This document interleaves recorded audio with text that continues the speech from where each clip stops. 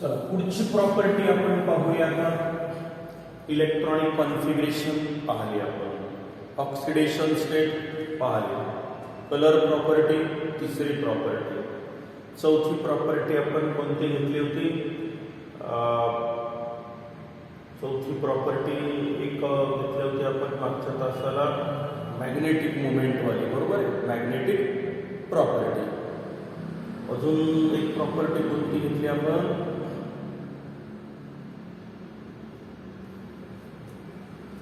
पहिली घेतली electronic configuration, दुसरी ऑक्सिडेशन स्टेट,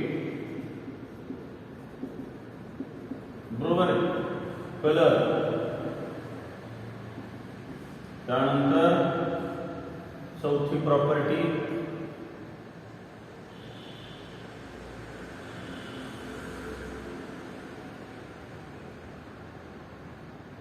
कॅटॅलिटिक प्रॉपर्टी. विसरलो होतो जरा, कॅटॅलिटिक प्रॉपर्टी.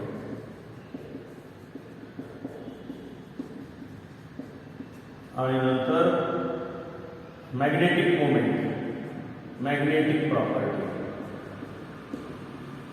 बरोबर आहे. आणि आता सहावी प्रॉपर्टी घेऊया आपण, मेकॅनिक कॅरेक्टर.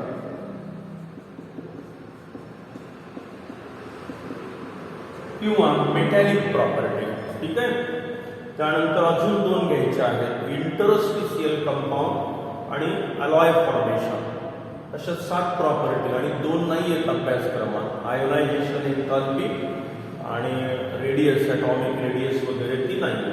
तर आता ह्या 6वी प्रॉपर्टीचा विचार आपण आता या टॉपिकमध्ये करूया. मेटॅलिक प्रॉपर्टी, ठीक आहे.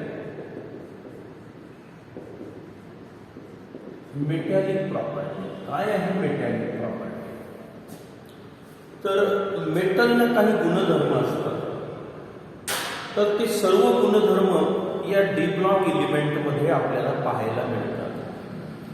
मेटलचे गुणधर्म जे आहेत आता, की मेटल म्हणजे कोण, त्याचे कोणते गुणधर्म असतात, आणि हे डी ब्लॉक एलिमेंट सगळेचे सगळे मेटल आहेत म्हटल्या जातं. म्हणजे याचा अर्थ हे सगळेच्या सगळे मेटलचे गुणधर्म दाखवतात. म्हणजे मेटॅलिक कॅरेक्टर, आणि कशामुळे आलं त्यांना याचा विचार करायचा आहे. कोणते कोणते मेटलचे गुणधर्म असतात पहा.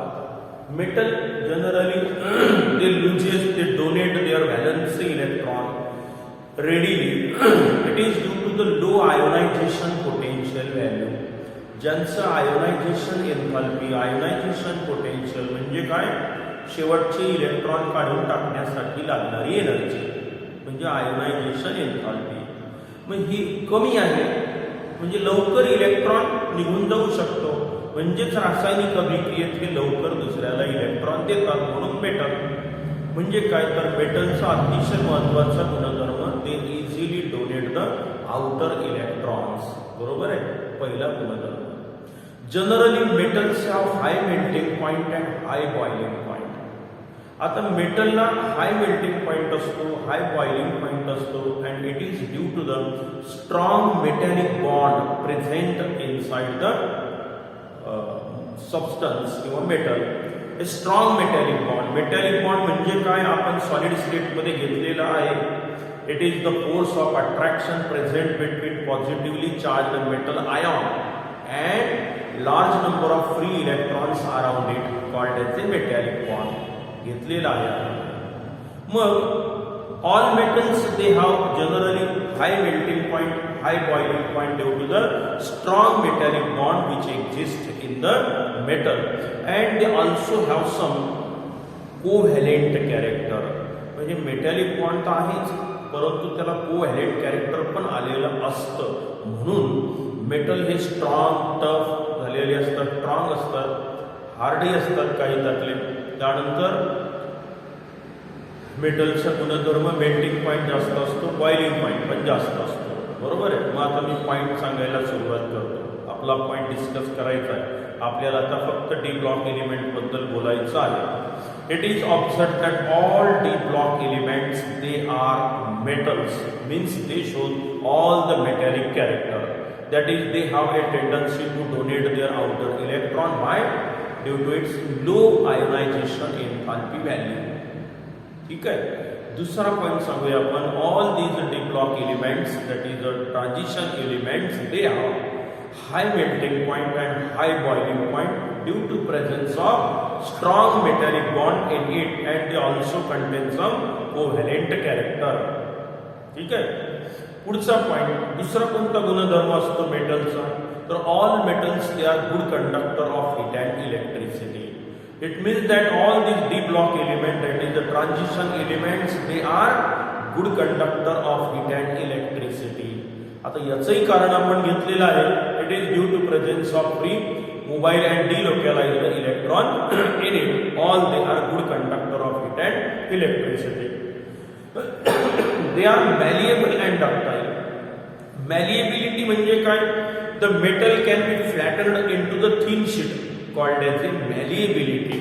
आणि डक्टिलिटी म्हणजे काय? तर metal can be drawn into the wire. This is called as a ductility. वर्धनीयता आणि तन्यता, तार तयार करता येणे म्हणजे डक्टिलिटी, तन्यता म्हणतात मराठीत. आणि वर्धनीयता, मेटलचा पत्रा तयार करता येतो, पातळ पत्रा आपल्याला, त्याला काय म्हटलं जातं? मॅलिएबिलिटी. Metals, all these transition metals, transition element, d block element, they are malleable and ductile. त्यानंतर आणखी एक पॉइंट असतो यामध्ये जो आपल्याला मेटॅलिक कॅरेक्टर मध्ये. कोणते कोणते मेटॅलिक कॅरेक्टर माहिती झाले? D block element, they readily donate their valence electron, they have high melting point, high boiling point containing metallic bond in its structure. बरोबर आहे. They are good conductor of heat and electricity. They are malleable and ductile. And these d block element, they have body centered cubic structure, closed cubic structure and hexagonal closely packed structure. This is the main feature of the metallic character or metals. Metals आणखी एक सगळ्यात महत्त्वाचं property, गुणधर्म आहे की मेटलचं structure जर आपण बघितलं तर आपल्याला तिथे एक तर ते बॉडी सेंटर्ड क्युबिक स्ट्रक्चर आढळतं किंवा क्युबिक क्लोज स्ट्रक्चर आढळून येतं किंवा हेक्झॅगोनल क्लोजली पॅक अरेंजमेंट तरी पाहायला मिळते. मग जेव्हा जेव्हा ट्रान्झिशन मेटलचा आपण त्याचा अभ्यास केला सॉलिड स्टेटनुसार, हेच स्ट्रक्चर आपल्याला सगळ्या डी ब्लॉक एलिमेंटमध्ये पाहायला मिळतं. मग हे झाले मेटलचे गुणधर्म. आणि हे सगळे मेटलचे गुणधर्म कोण दाखवत आहे? ट्रान्झिशन एलिमेंट्स दाखवतात. तर का दाखवतात? त्याचं कारण 2-3 मी तुम्हाला 2च कारण, 3 कारण सांगतो. ठीक आहे. पहिलं, all this D block element they have low ionisation enthalpy. का मेटल आहे लवकर इलेक्ट्रॉन देतात? का देतात? कारण त्यांचं आयोनायझेशन एन्थाल्पी कमी आहे.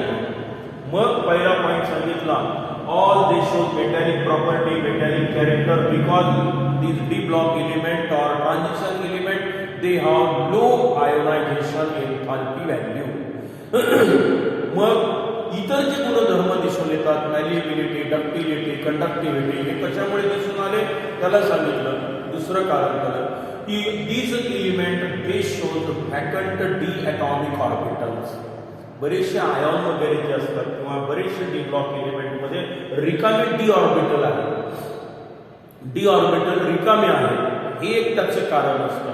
जसं लोअर एनर्जी मधून बँड थेअरीनुसार एनर्जी इलेक्ट्रॉनचं एक्सायटेशन त्या अप्पर बँड मध्ये होतं, कंडक्टिव्ह बँड मध्ये होतं due to the vacant orbital. ते एक महत्वाचं कारण आहे. ते सगळे गुणधर्म आपण डिस्कस केलेले आहेत सॉलिड स्टेट मध्ये. मग इथे आपण सांगूया आता मेटॅलिक प्रॉपर्टी मध्ये all these D block element that is a transition elements have low ionisation enthalpy value, म्हणून ते मेटॅलिक कॅरेक्टर दाखवतात. दुसरं, they contain vacant D atomic orbital आणि नंतर they contain one or more unpaired electron in the D atomic orbital. हे मेटलचे जे गुणधर्म आहेत हे दाखवण्यासाठी 3 कारण त्याला ठरलेले आहेत. कोणते?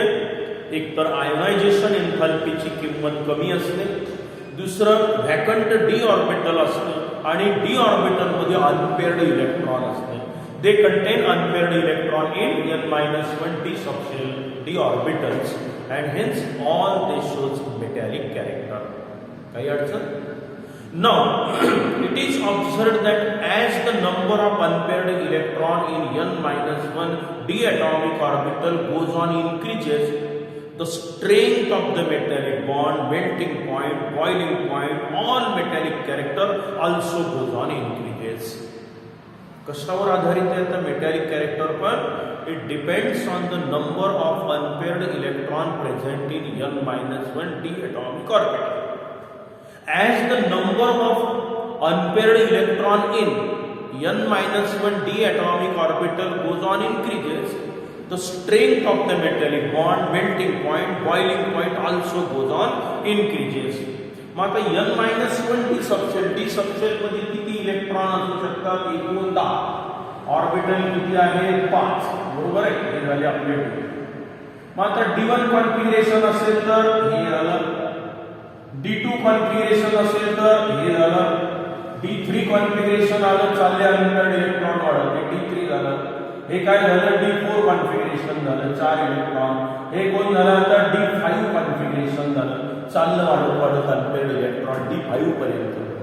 As the number of unpaired electron in d subshell goes on increases, the metallic property, metallic character also goes on increases. That is, melting point goes on increases, boiling point goes on increases, strength of the metallic bond also goes on increases. म्हणजे 5 electron unpaired जर असतील तर metallic bond पण strong राहील, metallic character जास्त दिसून येतील आपल्याला इथे. आता याच्यानंतर काय होतं? 6वा जर आलं तर पेअरिंग सुरू होतं. मग d6 कॉन्फिगरेशन मध्ये काय झालं? पुन्हा अनपेअर्ड इलेक्ट्रॉन घसरले, कमी झाले. हे d7 कॉन्फिगरेशन झालं, चालले कमी कमी होत. म्हणजे आपल्याला काय दिसून येईल तर की कोणत्याही ट्रान्झिशन सिरीज मध्ये जर तुम्ही गेले तर as metallic property, metallic character, it depends on the number of unpaired electron in n-1 d atomic orbital. As the number goes on increases, metallic strength of the metallic bond, melting point, boiling point also goes on increases up to the d5 electronic configuration. वाढत चाललं d5 पर्यंत. And then due to the pairing, the number of unpaired electron goes on decreases, and hence the strength of the metallic bond, melting point, boiling point also goes on decreases. म्हणजे सुरुवातीला वाढत जाईल d5 configuration पर्यंत. काय? सगळे metallic character म्हणा किंवा विशेषतः हार्डनेस म्हणा, strength of the metallic bond म्हणा, मेल्टिंग पॉईंट विशेषतः तो सगळ्यात कामाचा आहे. म्हणजे ज्यांच्याकडे हे असं स्ट्रक्चर आहे, मॉलिब्डेनम असेल, W असेल, हे d5 कॉन्फिगरेशन असेल, क्रोमियम असेल, क्रोमियम 5, बरोबर आहे. मग क्रोमियम, मॉलिब्डेनम, वुल्फॉर्म म्हणजे टंगस्टन, हे सगळे जे आहेत त्यांना d5 कॉन्फिगरेशन जर असेल तर इथे strength of the metallic bond जास्त असते, यांचा मेल्टिंग पॉईंट पण जास्त भरेल, बॉइलिंग पॉईंट जास्त भरेल. Strength of the metallic bond चांगले असतील, हे मोस्ट स्ट्रॉंग एलिमेंट असतील, तर ही झाली आपली मेटॅलिक प्रॉपर्टी. म्हणजे metallic character goes on increases up to the d5 electronic configuration in all series, and then it decreases due to the pairing of electron, number of unpaired electron as goes on decreases. तर ही होती आपली metallic property. आता पुढच्या ज्या 2 property आहेत त्या फार सोप्या आहेत, तर तुम्ही वाचूनही काढल्या तर समजतात, पण तरी मी त्या घेऊन टाकेल. पुढच्या 2 प्रॉपर्टी इंटरस्टिशियल कंपाऊंड आणि आणखी एक आहे ती म्हणजे अलॉय फॉर्मेशन, संमिश्र. ठीक आहे, त्याचा विचार आपण पुढच्या लेक्चरमध्ये करूया.